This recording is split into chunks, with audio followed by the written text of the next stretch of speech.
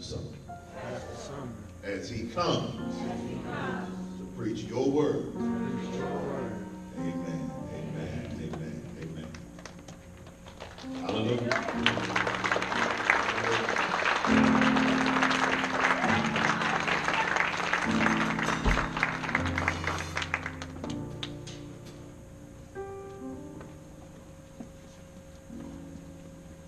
It's good to be in the house of the Lord yet again.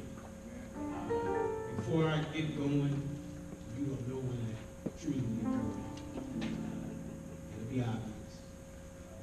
I don't sing, so you never have to worry about me trying to break into a song. As a matter of fact, if it looks like I'm getting ready to sing, young man, you come snatch the mic. Cats would start howling. I tried to sing. Let me say this.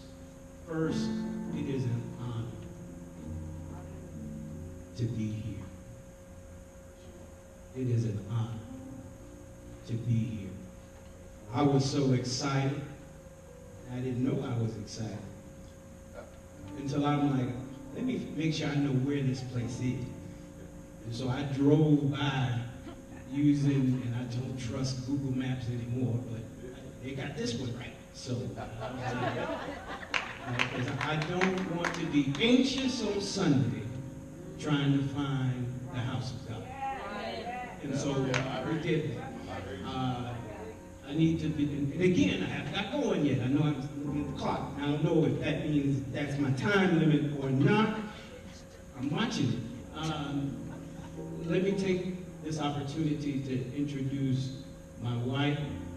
Look, you've been, hey, let me say this. Yes, she is Dr. Carol A. Sumner, and she's got a pretty prestigious position at Texas Tech University. But before all of that, she was my girlfriend, her prom date, and my wife. And she gonna be my wife until the day we die. So, with that, I'm gonna tell you a couple things about me, and then we're gonna go. I am and I told this to your pastor, I am Johannian. Like, y'all know what that means. If you do, good. But if you don't, I'm gonna test you later. I am Johannian. I didn't know that. And then I figured it out. What that means is, I'm kind of a minister like John the Baptist. Okay? If you remember John the Baptist, he cussed folk out. You all didn't know that. Yes, he did. Yeah, he did. When he says a den of vipers and this, that, and the other, trust me, if back in the day he called you a snake, they trying to clean up what he was calling folk. Okay?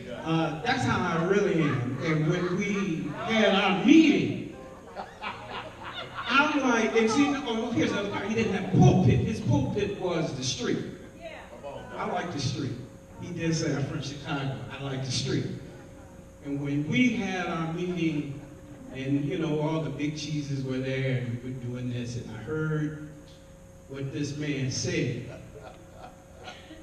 And see, you laughing, I'm getting to get serious. God said, you need to talk to him. And you need to share with him that they have an ally in the engagement office. Because I'm like, y'all ain't going to do my people any kind of way. You're not. You're not going to do my people any kind of way. And so if I can help you, I'm going to help you. If I can't, I'm going to tell you, I can't do that. Let's find something else. But in the midst of us having that conversation, we had another conversation. And that was the conversation God said y'all need to have. One of the byproducts is I'm here. And so, with that, my wife knows this about me. I don't strip all the way down. Okay? But I don't preach in quotes.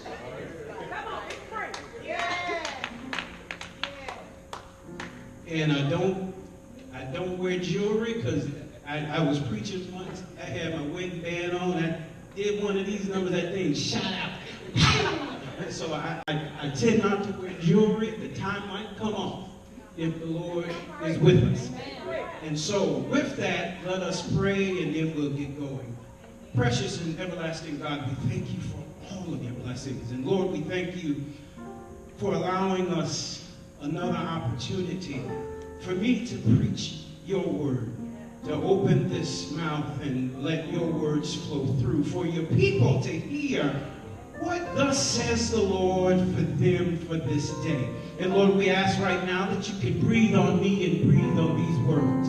Cause them to live, to come to life, that somebody might hear them and be encouraged, that someone might hear them and be blessed, that someone might hear them and be saved. This is our prayer in Jesus' name. Amen. Let's see here. Here's the water. Has anyone ever heard that story or seen that picture of Peter sinking? You know, he's out on the water and he's falling. This is interactive. I'm AME, and I'm not the stuck-up kind. I'm the kind that yells and screams and kicks his leg. Okay? I'm a PK. I was raised in it. And so if I ask you a question, it's okay to answer back. Have you ever seen that picture? Come on. I'm gonna call you. Brother, have you seen that picture? You ever seen it? No, you ain't never seen it? Who's seen that picture? You know, it's been one of them old Bibles. Old picture. See, picture Bible. Who knows about picture Bible? Amen. You know, there's a story out there, and most of the time people remember the picture, and the picture is, you know, Peter looking all jacked up because he's falling, and Jesus is saving him.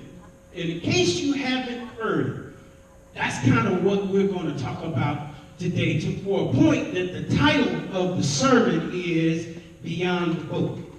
Beyond the Boat. And so let me read, and I tend to use the New King James. The Old King James, they have too many ye's and yo's and all the rest of that stuff for me.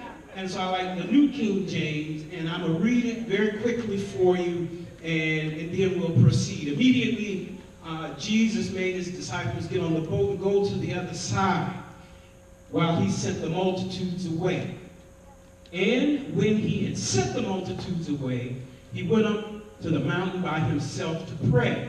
Now when evening came, he was alone, but the boat was now in the middle of the sea. Here's a point for those that like to make sure that they learn something during a sermon. Okay, let me make sure you understand. This is littered with it. I love this passage. Okay, if you have a King James, it'll say many furlongs. Okay, and I may even say it later when I get to that part. But a furlong is 1/8 of a mile. Okay, now the Sea of Galilee is 64 square miles roughly. Okay, but we don't know exactly how far. All we know when they say many, one is one, that's A. A couple is 2. A few is someplace between 3 and 5. Several is more than that. When you say many, I don't know how long, but it was several miles. Just keep that in your head. Several miles out there in the water. And so, tossed by the waves, and the wind was contrary. Now, the 4th watch of the night, Jesus went to them walking on the sea. And when the disciples saw him walking on the sea, they were troubled, saying, "It is a ghost." And then they cried out for fear. But immediately Jesus spoke to them, saying, "Be of good cheer. It is I. Do not be afraid." Peter answered him and saying, "Lord, if it's you, command me to come out with you on the water." He said, "Come." And Peter had come down out the boat. He walked on the water to go to Jesus. When he saw that the wind was boisterous, he was afraid. He began to sink, cried out, saying, "Lord, save me." And immediately Jesus stretched out his hand and caught him. That's the picture, okay, that a lot of people have seen. And he said to him, "Oh, you of little faith, why did you doubt me?" a lot of people examine this story from the final outcome. And that's Peter sinking and Jesus saving. That's what people see and view this passage. But I'm not going to tell you how old I am. I'm going to just say I'm older. Okay? And older folks know this. And guess what? Younger folks, and this is a blessing. I love seeing young folks. Okay? I love seeing young folks. If you actually want to get guns, mine were nice once. They're not as nice now. But if you want guns, some of y'all, if your mama or daddy is built kind of like Zion Williamson, his parents, oh my gosh, and that boy is huge, he's swole. Who knows who Zion Williamson is? Sports Center, come on, man, this dude is the #1 pick, and next year's NBA. He's swole, and it's good, and it's nice, and the good DNA. He still had to work to improve to become a basketball player. Okay, you gotta work for some stuff. You know, even if you're given some good stuff, you gotta work to improve it. And so when I look at this story, I'm like, is it just this one snapshot, the picture, the selfie thing I'm calling? No, there's more to it than that. And I believe there's a lesson for all of us in our faith walk when we look at this particular text. I believe that this story is here to help all of us understand how to be better. A better person, a better parent, a better child, a better minister, a better Christian. Let me bring it even to the Difference Makers Fellowship for 2019. The pastor told me, I believe you all, if you want to truly be unified, faithful contenders, UFC, and you want to contend, as the passage in Jude 1:3 says, that means you're going to have to struggle and figure out how to be better.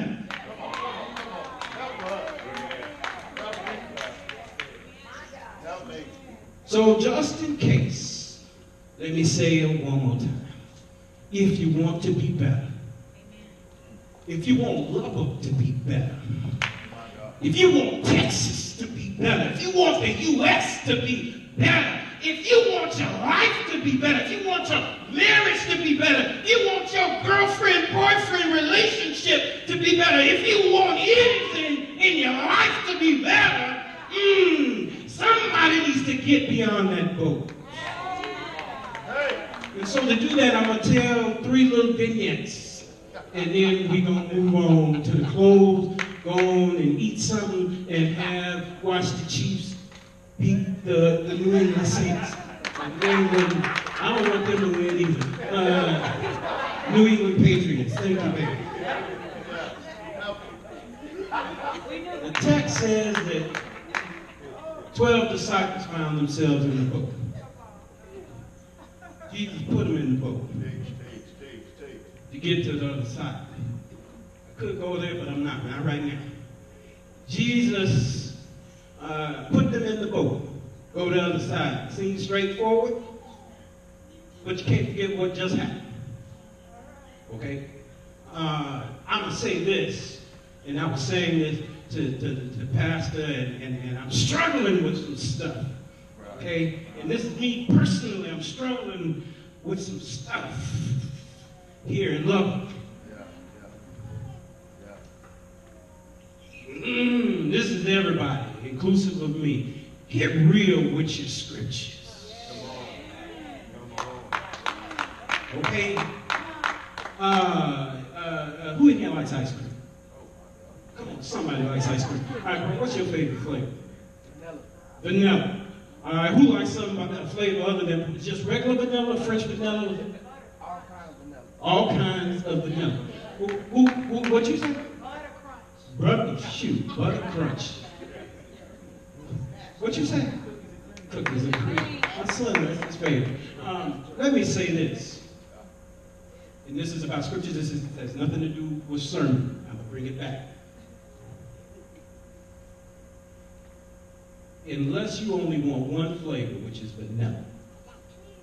Not French vanilla, not vanilla swirl, not vanilla with some almond, just vanilla. You gotta start reading the text and reading it all. Don't just pluck a scripture out the darn air. Okay? Because if you do that, you might miss how important that scripture is, because something preceding it or something on the other side of it is telling you more about what God is trying to get in that one scripture. Okay, now that was me an aside, and I'm just saying that so that you all can know. What just happened? I didn't read it, but you all, some of you have heard of it. They had just experienced a miraculous and instructional day because God, through Jesus, had just fed, quote, the 5,000. How many of y'all call it that? Feeding the 5,000.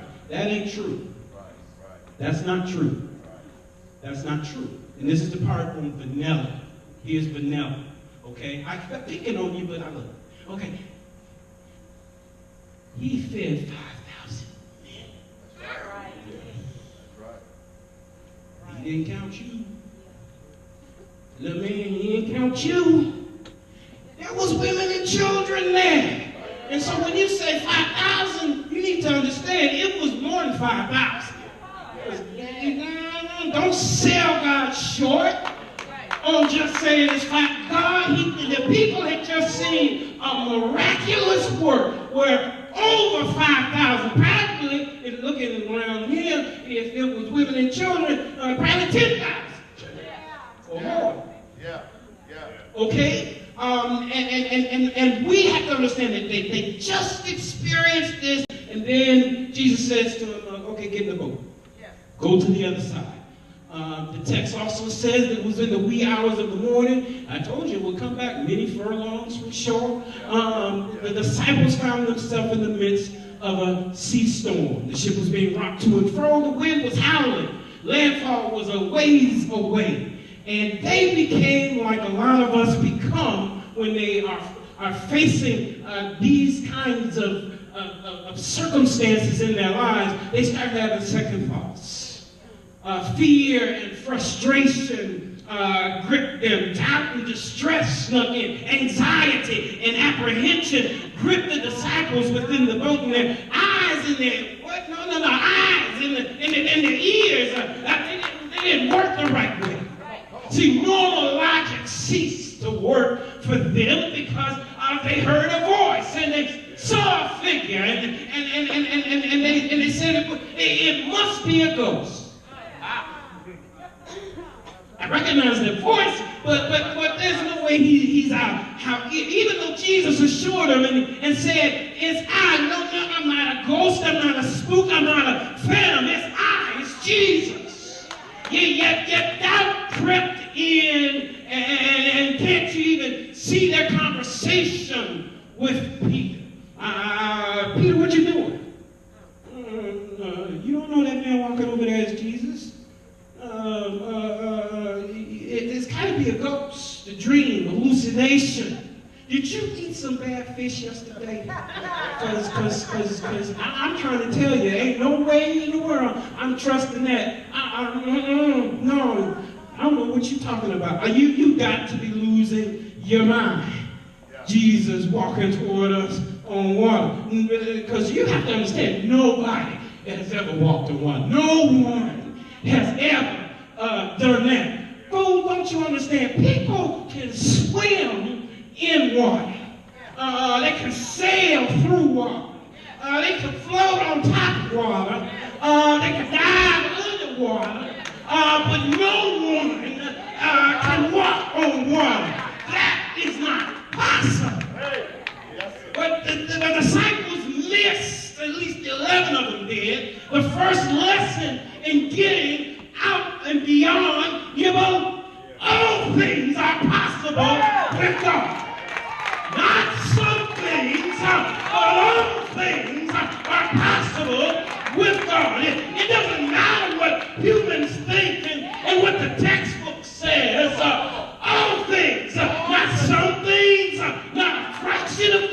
it's another section, a bit of Bible brain. All things are possible with God.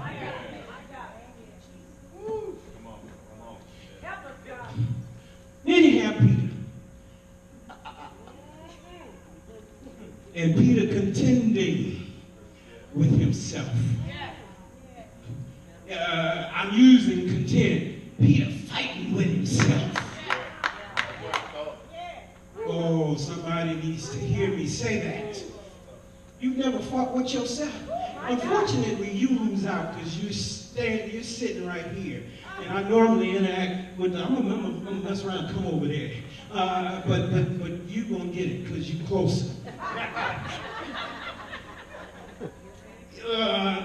The disciples were in the boat because they were trying to be obedient to God. Let's not say that. Let me not move on without stating that fact. And it was, yes, because God told them, or Jesus told them, to get on the boat. And when you're trying and serving God and you're trying to be obedient to what Christ has told you to do, sometimes, oftentimes, you're going to face storms, trials, and difficulties. Okay, I know some of y'all. I know her. I know you. Kind of met you. I know this dude right here. I'm glad. See, remember when I told you about the Joanne and the picture? I took us up here. I almost called him something else. I know him very well. And that's a good thing, because I love that man. He's a good man. I know some of you, but I don't know you well enough to get in your business. I get in her business, and she get in mine. So I'm getting ready to say some things, and I don't know, because I didn't go to the office. He didn't tell me nothing. He didn't tell me about your issues or yours. Back there with the glasses, pick one, I don't care. One, and I don't know you. And so I don't know your business. But I can guarantee you this. Somebody in here is going through the storms of money problems. Somebody in here's got a stormy relationship. Somebody in here got family problems, work problems, school problems, budget just don't work, tired problems, nervous, in essence, mental issues. It's not necessarily saying they get ready to commit you, but you know you're struggling with something mental.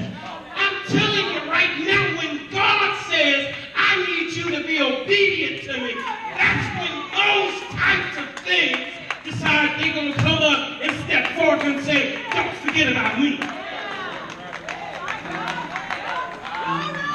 You see, the disciples were obedient when Christ said to go, but that's a safe step of faith. Safe step of faith. If you want to contend, as I said before, it says it's going to be a struggle. It's not going to be easy. You're going to have to fight, and it means you have to move beyond safe steps of faith.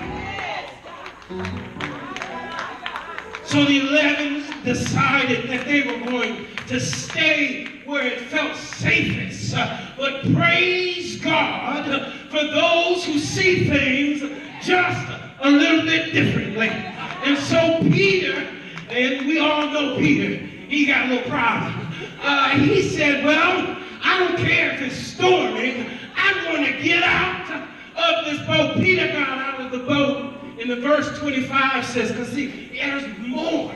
I can't believe that there's even more. There's more. He got out in the 4th watch of the night.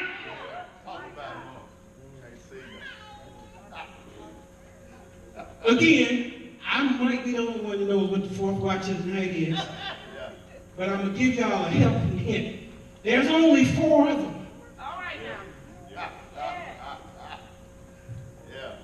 And I would dare say, you know, I'm not from Texas, I'm from Illinois. And my mama is originally from Arkansas. My dad is from Mississippi.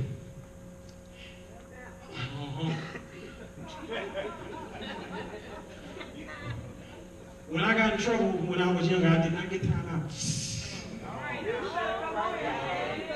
Okay? And I guarantee you this, even after I was 18, if I had ever come home in the fourth watch of the night, I'd have got my donkey whooped. Y'all hear that story, right? It was that time of the night that you shouldn't have yourself out there in the first place. It was the 4th hour, someplace between 3 a.m. and 6 a.m. The darkest part of midnight. The time your mama warned you about. The time when waters are always raging, when wolves are at their most vicious, when your body is weak and the roads ain't never been smooth. Your boat, though, you stand in that boat in your perceived safety, yet God is saying, I want more. And I need to make sure we hear this, because see, this is the one thing Peter heard. We're going to talk more about Peter in a second, but we have to say this. When God says move, there you go. It's time to be. If God said come, you better get to going. You better get to going. You can't put it in words. I can't, not right now, but if God tells you it's time for you to go, you better leave that perceived safety no matter what you call your boat. It's time to get to stepping. And so finally, let me talk about Jesus. And let me see, I put myself a little note here. Oh yeah, okay, that does make sense. You know, I should be wearing glasses because I can't see. But we do what we have to do. Many give Peter's fall the same reaction as failure. Okay? The snapshot, the selfie, the ching-ching, the him falling and Jesus saving doesn't help. But I need to make sure we hear everything. Instead of recognizing that he was the only disciple who stepped out of the boat, I should have tested you, man. I really should have. Because see, this is a trick question, and I guarantee you, it's not on Trivial Pursuit. I don't even know if people still play it. If I'd have asked y'all, most everybody in here, how many people never walked on water, what would your answers be? Go ahead, you can answer. It's okay. Sit right. You can talk to them. What would it have been? See, you saying it now. Most people just say Jesus. One. But in reality, two folks have walked on water. See, people don't give him credit. He didn't walk long. We don't know how many steps he took, but he got out the boat and walked on water. And people still ridicule this man for sinking. He's criticized because he has a lack of faith. Well, I need to say a couple of things about that. First, I don't care, because folks, no matter what you do, going to talk about you. That's the first thing. It doesn't matter whether or not you're perfect. They're still going to talk about you. As a matter of fact, we worship a perfect God. And I guarantee you, they still talking about him 2,000 plus years later. But not just that. This man is said to have little faith. And again, I'm loving reading text. The text says, Jesus said to him, you of little faith. And if I could say it, I need to calm down just a second to say it right, because it's not in English. He said, oligo pistos, which is little faith. Not to be confused with Jesus. See, Jesus knew how to talk. He knew this word from that word. If you look over, I want to say it's John 20-ish, when Doubting Thomas came in and wanted to see the imprints and feel the side. That word is apistos, which is different. A means you ain't got none. Oleogo means it's just a little bit. And so I understand. He said, you have little faith, but that's still faith. Little faith, tiny faith, minute faith, minuscule faith. But I still got faith. He didn't say I didn't have it. He said, I just need a little more. Not lacking faith. I have faith. And so the gospel writer needs to understand all of us in here today. You want to be a unified, thankful contender. You need to get a little faith.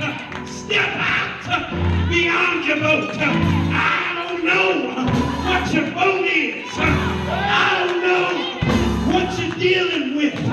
But if you practice just a little bit of faith, hallelujah, you don't know how far it'll take you.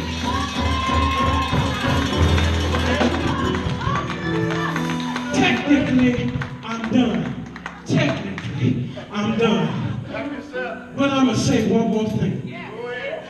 Baby, don't beat me up later today. Please, don't beat me up later today. You got folks that are happy, elated, can't use that word, ticked off about that woman right there being named first black vice president of Texas Tech University. I'm going to say this because I've known her since she was in the 8th grade. And for fellas, I met her at church. I was in the choir, my best friend was next to me. We both scoped out and we said, who gonna vote for that? And he's like, I got him. Like, oh, I can't say that word either. Please. He may have asked her out first, but I won.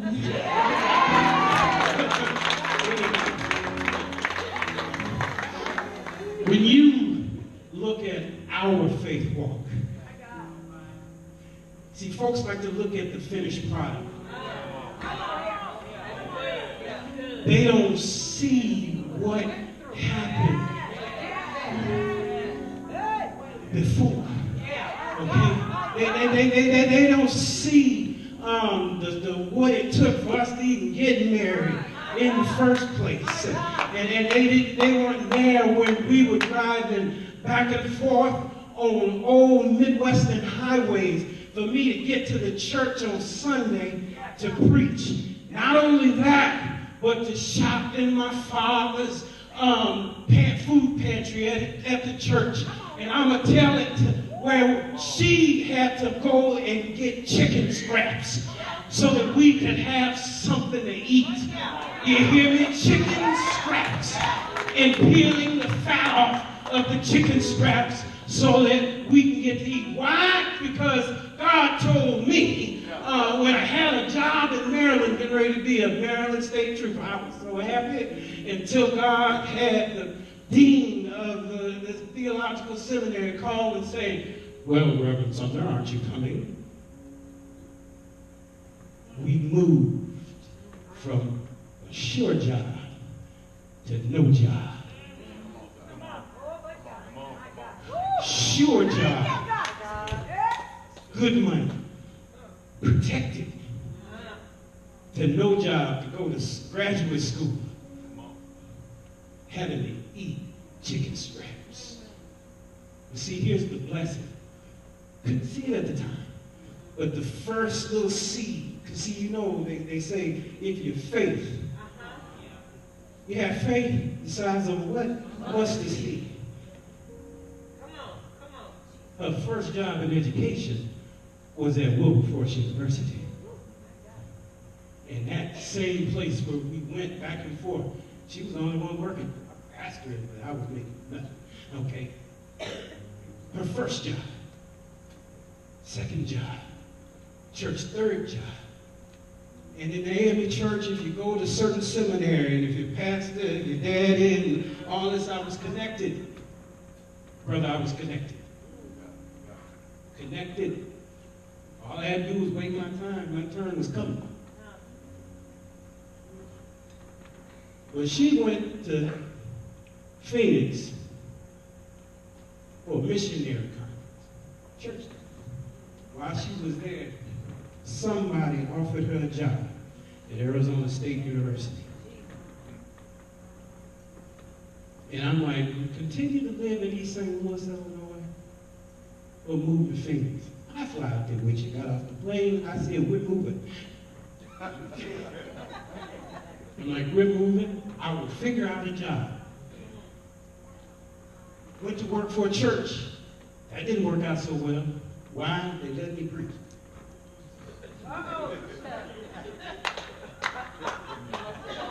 That's the truth. I did okay. I hope, I pray today, hopefully you got something. But I know what happened out in Phoenix. And if you know, sometimes you hit one of the perfect storms where God speaks to you, and it's exactly what the people need. Everybody was in the eyes. That dude looked at me, and the next thing I know, he's like, you're fired. That launched me in the community work. I couldn't see it at the time, but I thank the Lord every day for what he did for me. And so pain and work and you lose things, your hearts get broke, but you keep on stepping.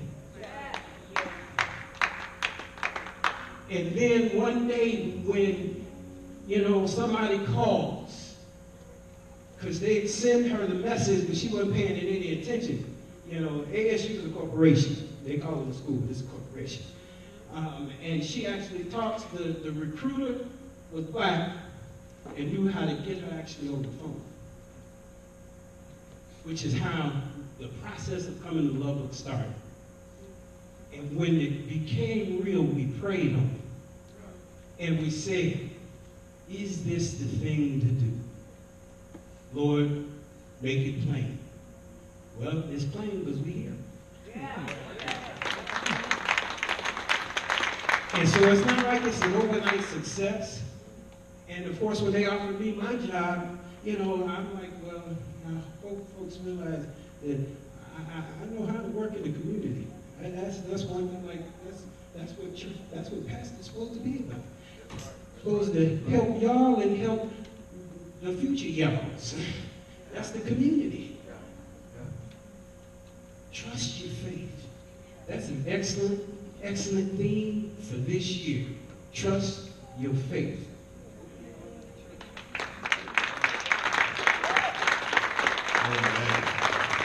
Amen. Come on, we can do better than that. We can do better